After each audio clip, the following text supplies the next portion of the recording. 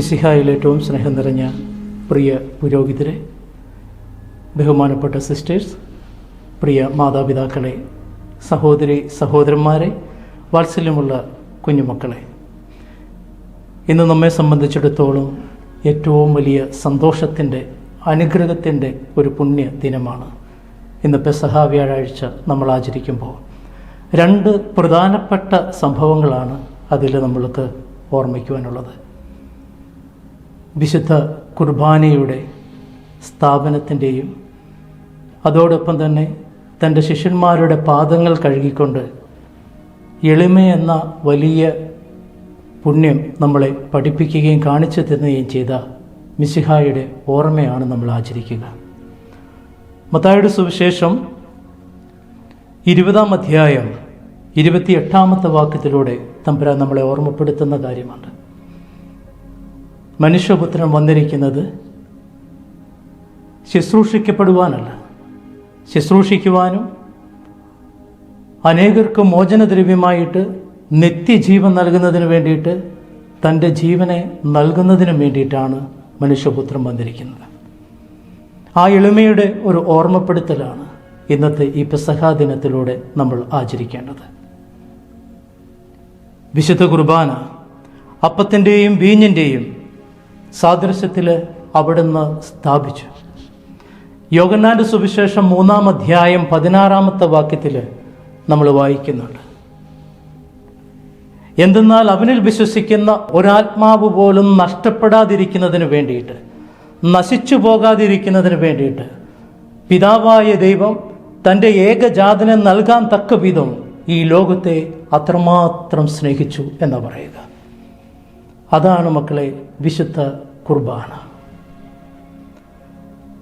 ദൈവത്തിൻ്റെ ഛായയിലും സാദൃശ്യത്തിലും സൃഷ്ടിക്കപ്പെട്ടിരുന്ന മനുഷ്യൻ ദൈവത്തോടൊപ്പം ഏദൻ തോട്ടത്തിൽ ഉലാത്തിയ മനുഷ്യൻ, സായാജ്ഞത്തിൽ ദൈവത്തിൻ്റെ കരം പിടിച്ച് നടന്നിരുന്ന മനുഷ്യൻ, ദൈവത്തിൻ്റെ വാക്കുകളെ നിഗണിച്ചുകൊണ്ട് അവൻ്റെ സ്വാർത്ഥതയ്ക്ക് വേണ്ടി പിശാചിൻ്റെ പ്രേരണയാൽ ദൈവത്തെ പോലെ ആയിത്തീരുന്നതിന് വേണ്ടി ദൈവം അവന് കൊടുത്ത ദൈവിക തത്വം നശിപ്പിച്ചുകൊണ്ട് പാപത്തിന് അടിമപ്പെട്ടുകൊണ്ട് ദൈവാത്മാവിനെ നഷ്ടപ്പെടുത്തിയ ആ മനുഷ്യനെ വീണ്ടെടുക്കുന്നതിന് വേണ്ടി പിതാവായ ദൈവം തൻ്റെ ഏകജാതനെ നൽകിയതാണ് വിശുദ്ധ കുർബാന. നമ്മളെയൊക്കെ രക്ഷിക്കുന്നതിന് വേണ്ടിയിട്ട്, സകല പാപങ്ങളിൽ നിന്ന് നമ്മളെ മോചിപ്പിക്കുന്നതിന് വേണ്ടിയിട്ട് ദൈവം നമുക്ക് നൽകിയ ഏറ്റവും വലിയ സമ്മാനമാണ്, ഏറ്റവും വലിയ നിധിയാണ് വിശുദ്ധ കുർബാന. അതുകൊണ്ട് നമ്മൾക്ക് പറയാൻ പറ്റും, വിശുദ്ധ കുർബാനയിലൂടെ അഴിയാത്ത ബന്ധനങ്ങളില്ല, വിശുദ്ധ കുർബാനയിലൂടെ അഴിയാത്ത കെട്ടുകളില്ല, വിശുദ്ധ കുർബാനയിലൂടെ അഴിയാത്ത തടസ്സങ്ങളില്ല. അതുകൊണ്ട് നീ നിന്നെ തന്നെ പരിപൂർണമായിട്ടും ഈ വിശുദ്ധ കുർബാനയിലേക്ക് സമർപ്പിച്ച ബലിപീഠത്തെ നീ കെട്ടിപ്പിടിച്ചാൽ, നിന്റെ ജീവിതത്തിൽ എന്തെങ്കിലും ബുദ്ധിമുട്ടുകളും ക്ലേശങ്ങളും ഉണ്ടാകുമ്പോൾ, ദുരിതങ്ങൾ ഉണ്ടാകുമ്പോൾ, വേദനകൾ ഉണ്ടാകുമ്പോൾ നീ കെട്ടിപ്പിടിക്കേണ്ടത്, ഓടി വരേണ്ടത്, മുട്ടുകുത്തേണ്ടത്, പൊട്ടിക്കരയേണ്ടത് ബലിപീഠത്തെ കെട്ടിപ്പിടിച്ചുകൊണ്ടാണ്. വിശുദ്ധ കുർബാനയെ കെട്ടിപ്പിടിച്ചുകൊണ്ട് നീ പ്രാർത്ഥിച്ചാൽ നിന്റെ ജീവിതത്തിൽ അഴിയാത്തതായ ഒരു ബന്ധനങ്ങളും ഉണ്ടാവില്ല. മക്കളെ, വിശ്വാസത്തോടും ബോധ്യത്തോടും കൂടി ഞാൻ ഈ വിശുദ്ധ കുർബാനയെ ചേർത്ത് പിടിക്കുവാനായിട്ട് എനിക്ക് സാധിക്കണം. ഇന്ന് ഈ പെസഹ വ്യാഴാഴ്ച നമ്മൾ ആചരിക്കുമ്പോൾ ഞാൻ എന്നോട് തന്നെ ചോദിക്കേണ്ട കാര്യം അത്, ഈ വിശുദ്ധ കുർബാനയോടുള്ള യേശുവിൻ്റെ സജീവമായ സാന്നിധ്യം ഉൾക്കൊള്ളുന്ന ഈ വിശുദ്ധ കുർബാനയോടുള്ള എൻ്റെ സ്നേഹം, എൻ്റെ ബോധ്യം, എൻ്റെ ബഹുമാനം എന്തുമാത്രമുണ്ടെന്നുള്ളത്. സകല വിശുദ്ധന്മാരും നമ്മളെ പഠിപ്പിക്കുകയും പറഞ്ഞു തരികയും ചെയ്യുന്ന ഒരു കാര്യമുണ്ട്. അവരുടെ മുമ്പിൽ പോയി തൊട്ടു വണങ്ങുമ്പോൾ, അവരുടെ മുമ്പിൽ പോയി നമ്മൾ മുട്ടുകുത്തി അവരോട് നമ്മൾ മാധ്യസ്ഥന് വേണ്ടി അപേക്ഷിക്കുമ്പോൾ ഈ വിശുദ്ധന്മാർ നമ്മൾക്ക് പറഞ്ഞു തരുന്ന ഒരു കാര്യമുണ്ട്. മക്കളെ, ഞാൻ ഇന്ന് വിശുദ്ധനായത്, ഞാൻ ഇന്ന് നിങ്ങൾക്ക് വേണ്ടി മാധ്യസ്ഥം വഹിക്കുന്നതിന് വേണ്ടി സ്വർഗത്തിനായിരിക്കുന്നത് ഈ വിശുദ്ധ കുർബാനയെ ഞാൻ സ്നേഹിച്ചത് കൊണ്ടാണ്. എൻ്റെ ജീവിതത്തിലുള്ളതെല്ലാം ഞാൻ ഈ വിശുദ്ധ കുർബാനയ്ക്ക് വേണ്ടി കൊടുത്തതുകൊണ്ടാണ് എനിക്ക് ഇന്ന് നിങ്ങളുടെ വിശുദ്ധനും മാധ്യസ്ഥനുമായി തീരുവാനായിട്ട് സാധിച്ചത്. അതുകൊണ്ട് പ്രിയമക്കളെ, ഈ വിശുദ്ധന്മാരും നമ്മളെ ഓർമ്മപ്പെടുത്തുന്ന ഒരു കാര്യം ഒന്നേ ഉള്ളൂ, വിശുദ്ധ കുർബാനയെ മുറുക്കെ കെട്ടിപ്പിടിക്കുക. അതുപോലെ തന്നെ മക്കളെ, വചനങ്ങളിൽ കാണുന്നുണ്ട്, നമ്മൾ വിശുദ്ധ സുവിശേഷത്തിൽ നമ്മൾ വായിക്കുന്നുണ്ട്, രക്തസ്രാവക്കാരിയുടെ വിശ്വാസത്തെക്കുറിച്ച്. വർഷങ്ങളോളം രോഗബാധിതയായിരുന്ന അവൾക്ക് പല മനുഷ്യരുടെ അടുത്തും അവൾ സഹായം അപേക്ഷിച്ചെങ്കിലും ആർക്കും അവളെ സഹായിക്കുവാനോ രക്ഷിക്കുവാനോ സാധ്യമായില്ല. അവൾ ആത്മാർത്ഥമായിട്ട് വിശ്വസിച്ചതും പറഞ്ഞതും ഒരേ ഒരു കാര്യമേ ഉള്ളൂ: എനിക്ക് എൻ്റെ യേശുവിനെ തൊട്ടാൽ, അവൻ്റെ അരികിലേക്ക് ഞാൻ പോയാൽ അവന് എന്നെ സൗഖ്യപ്പെടുത്തുവാൻ സാധിക്കും.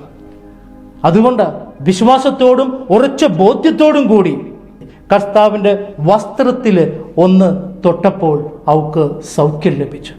ഉറച്ച വിശ്വാസത്തോടും ബോധ്യത്തോടും കൂടി ഞാൻ ഈ വിശുദ്ധ കുർബാന ഉൾക്കൊള്ളുമ്പോൾ എൻ്റെ ജീവിതത്തിൽ ഒരുപാട് അനുഭവങ്ങൾ, ഒരുപാട് അത്ഭുതങ്ങൾ നമുക്ക് നടക്കും മക്കളെ.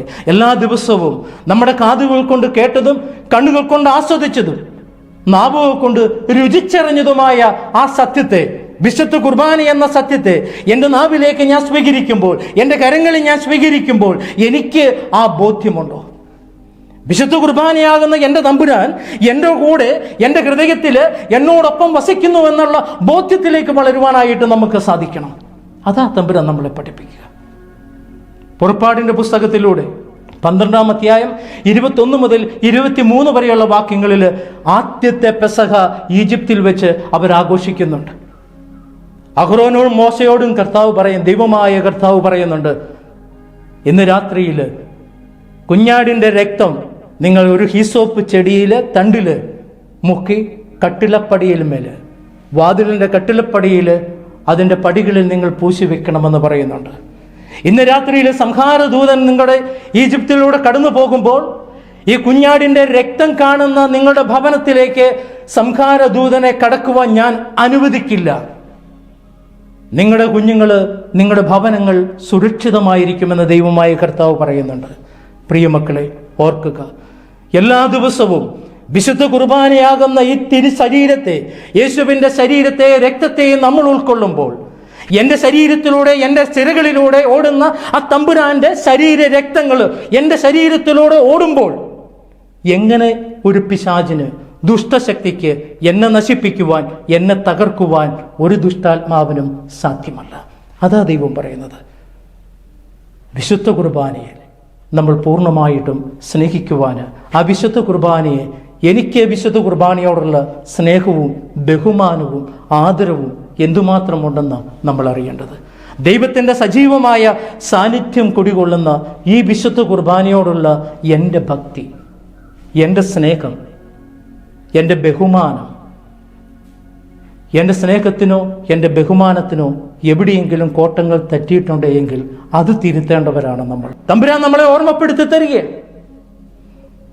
നീ എൻ്റെ ബലിപീഠത്തെ നിസ്സാരമായിട്ട് കരുതി മലിനമായ മനസ്സോടെയും മലിനമായ ശരീരത്തോടെയും മലിനമായ ഹൃദയത്തോടെയും കൂടി നീ ബലി അർപ്പിച്ചിട്ടുണ്ട് എങ്കിൽ അത് തിരുത്തേണ്ട സമയമായിരിക്കുന്നു.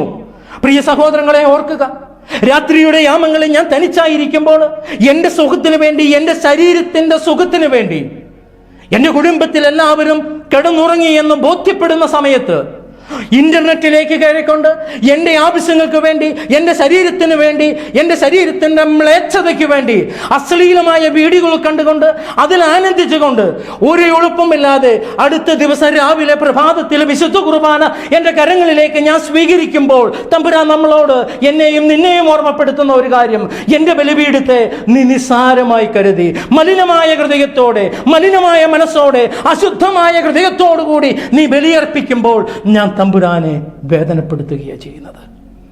എൻ്റെ ഇഷ്ടങ്ങൾക്ക് വേണ്ടി, എൻ്റെ സ്വാർത്ഥതയ്ക്ക് വേണ്ടി, ഈ ലോകസുഖത്തിൻ്റെ പിന്നാലെ നമ്മൾ ഓടുമ്പോൾ എൻ്റെ തമ്പുരാൻ എന്നോട് പറയുന്നുണ്ട്: എന്നെ മറന്നുകൊണ്ട്, എനിക്ക് നൽകേണ്ട ദാനം നൽകാതെ ഉറച്ച ബോധ്യത്തോടും വിശ്വാസത്തോടും കൂടി ഞാൻ സ്വീകരിക്കേണ്ട വിശുദ്ധ കുർബാനയിൽ യേശുവിൻ്റെ സജീവമായ സാന്നിധ്യമുണ്ട് എന്ന് അറിഞ്ഞിട്ടും അറിയാത്തവനെ പോലെ അത് തള്ളി മാറ്റിക്കൊണ്ട് ഞാൻ എൻ്റെ ഇഷ്ടത്തിന് വേണ്ടി, എൻ്റെ സുഖത്തിന് വേണ്ടി, ലോകസുഖത്തിന് വേണ്ടി ഞാൻ ഓടി നടക്കുമ്പോൾ തമ്പുരാൻ നമ്മളെ ഹോസിയ പ്രവാചകന്റെ പുസ്തകം 2-ാം അധ്യായം 12-13 വാചകങ്ങളിലൂടെ നമ്മളെ ഓർമ്മപ്പെടുത്തുന്നുണ്ട്. കാമുകൻ നിനക്ക് തന്ന സ്വത്താണെന്ന് നീ കരുതിക്കൊണ്ട് അവന്റെ പിന്നാലെ നീ പോയുമ്പോൾ അവൻ നിനക്ക് നൽകിയ മുന്തിരിച്ചെടികളെയും അവൻ നിനക്ക് നൽകിയ അത്തിവൃക്ഷത്തോട്ടങ്ങളെയും ഞാൻ നശിപ്പിക്കും. അത് ഞാൻ വനമാക്കി മാറ്റും. വന്യമൃഗങ്ങളെ കൊണ്ട് ഞാൻ അവ തിന്ന് ഒടുപ്പിക്കും. കർത്താവ് നമ്മളോട് പറയുന്ന കാര്യമാണ്. അവന് കൊടുക്കേണ്ട സ്ഥാനം അവന് ഞാൻ നൽകാതെ ഈ ലോകവസ്തുക്കൾക്കും സ്വത്തിനും പണത്തിനും വേണ്ടി ഞാൻ ഓടുമ്പോൾ, ഇന്ന് പുതുപ്പണങ്ങൾ നമ്മുടെ ഭരണങ്ങളിലേക്ക് കടന്നു വരുമ്പോൾ, നമ്മുടെ കുഞ്ഞുമക്കളിലൂടെ പുതുപ്പണം ദൈവം നമുക്ക് ഒരുപാട് വാരിക്കോരിത്തരുമ്പോൾ, ആ ദൈവസ്നേഹത്തെ മറന്നുകൊണ്ട് പണത്തിന്റെ പിന്നാലെ പോകുമ്പോൾ ദൈവം നമ്മളെ ഓർമ്മപ്പെടുത്തുന്നു. അന്യദേവന്മാരുടെയും അന്യബാൽദേവന്മാരുടെ പിന്നാലെ പോയിക്കൊണ്ട് അവരുടെ ഉത്സവങ്ങളിൽ നിങ്ങൾ ആറാടുമ്പോൾ, കണ്ടാഭരണങ്ങളും ധരിച്ചുകൊണ്ട് നിങ്ങൾ അതിൻ്റെ പിന്നാലെ പോകുമ്പോൾ, എന്നെ മറന്നുകൊണ്ട് നിങ്ങൾ പോകുമ്പോൾ ഞാൻ നിങ്ങളെ ശിക്ഷിക്കുമെന്ന് കർത്താവ് പറയുന്നുണ്ട്. പ്രിയമക്കളെ, നമ്മൾ ചിന്തിക്കേണ്ടതാ, ദൈവത്തിന് കൊടുക്കേണ്ട സ്ഥാനം ദൈവത്തിന് കൊടുക്കാതെ മറ്റു വസ്തുക്കൾക്കോ വ്യക്തികൾക്കോ നമ്മൾ കൊടുക്കുന്നുണ്ട് എങ്കിൽ അതിൽ നിന്നും തിരിച്ചു വരുവാനായിട്ട് നമുക്ക് സാധിക്കണം. ദൈവമായ കർത്താവ് നമ്മളെ വീണ്ടും ഓർമ്മപ്പെടുത്തുന്ന ഒരു കാര്യമുണ്ട്. ദുഷ്ടന്റെ ബലി വെറുപ്പുളവാക്കുന്നു, ദുരുദ്ദേശത്തോടുകൂടി നീ അത് അർപ്പിക്കുമ്പോൾ അത് അതിനേക്കാൾ അധികമായിട്ട് ഞാൻ വെറുക്കപ്പെടുന്നു എന്ന കർത്താവ് പറയുന്നത്. പ്രിയ സഹോദരങ്ങളെ, ഓർക്കുക, വചനം നമ്മുടെ ഹൃദയത്തിൽ ഉണ്ടാവണം.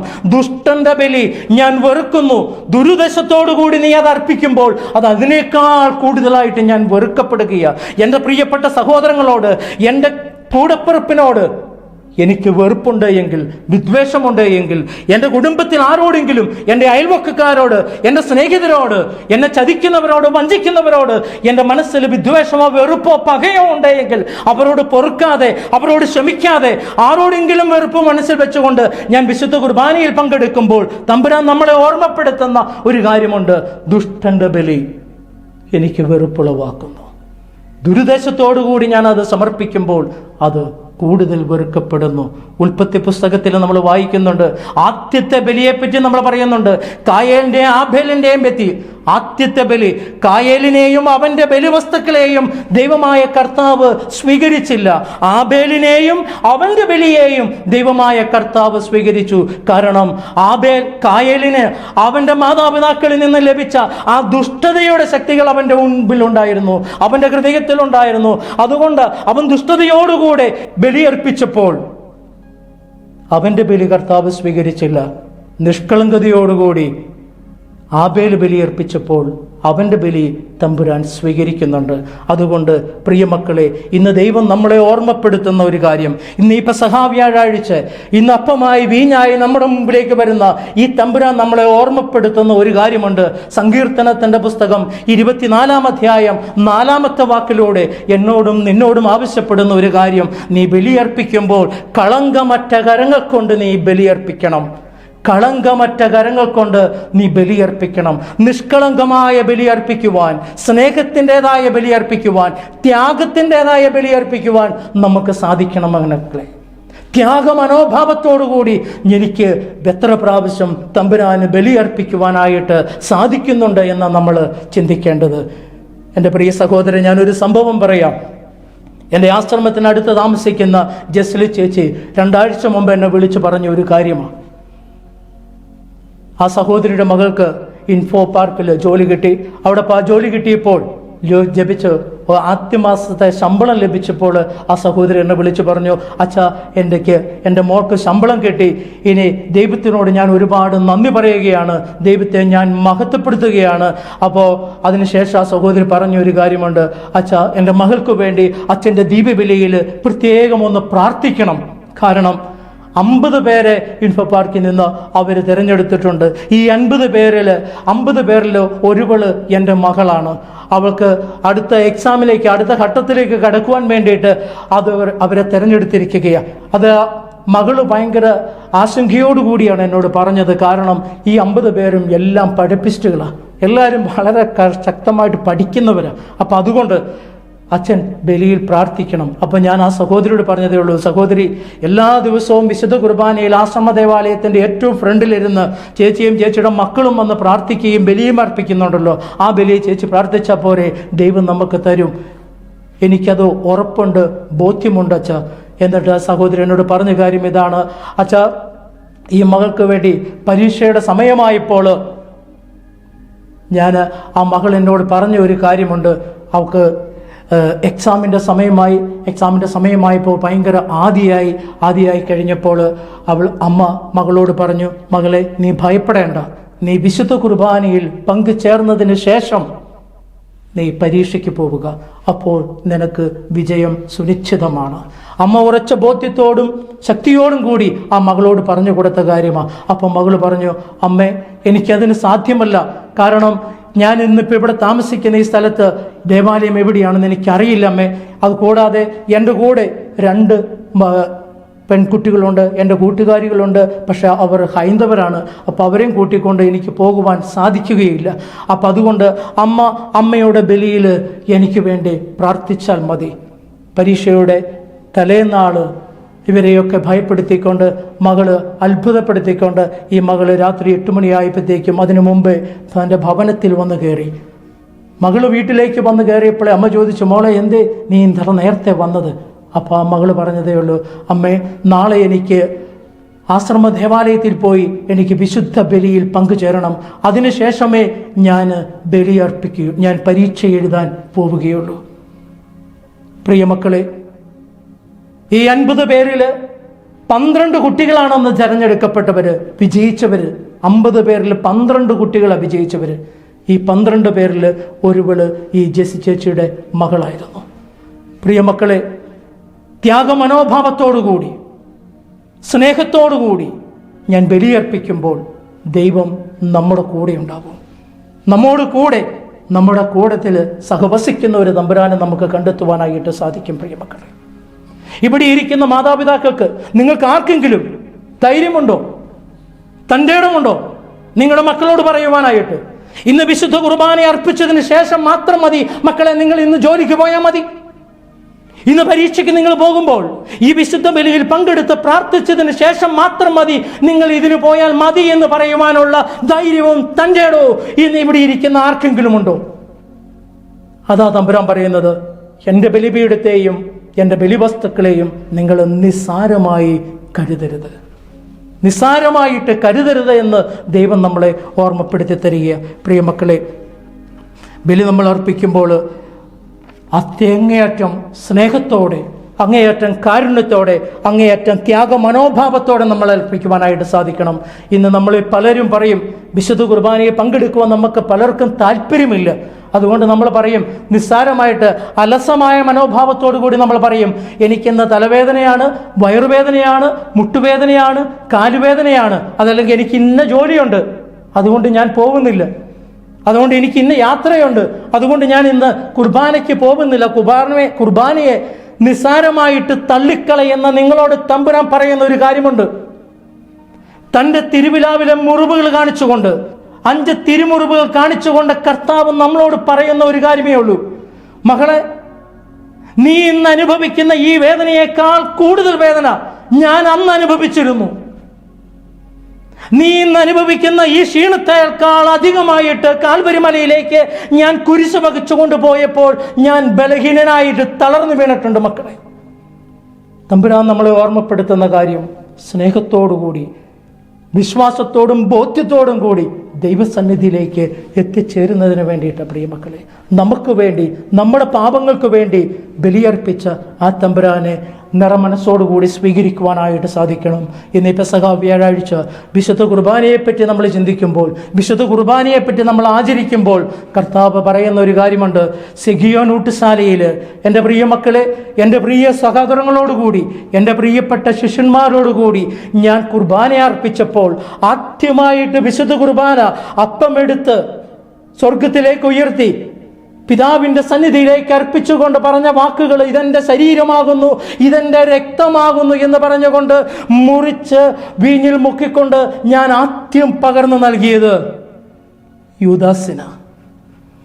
എന്നെ ഒറ്റിക്കൊടുക്കുവാൻ പോകുന്നവനാണെന്ന് അറിഞ്ഞിട്ടും, ചുംബനം നൽകിക്കൊണ്ട് എന്നെ തള്ളിപ്പറയുവാൻ പോകുന്നവനാണെന്ന് അറിഞ്ഞിട്ടും അവന് അപ്പമായി മാറിയ തമ്പുരാൻ എന്നോടും നിന്നോടും ആവശ്യപ്പെടുന്ന കാര്യം ഒന്നേ ഉള്ളൂ, നമ്മൾ വിശുദ്ധ കുർബാന എന്നാൽ മുറിക്കപ്പെടുന്നവരായി മാറണം, സ്നേഹിക്കപ്പെടുന്നവരായി മാറണം, ക്ഷമിക്കുവാനായിട്ട് നമുക്ക് സാധിക്കണം.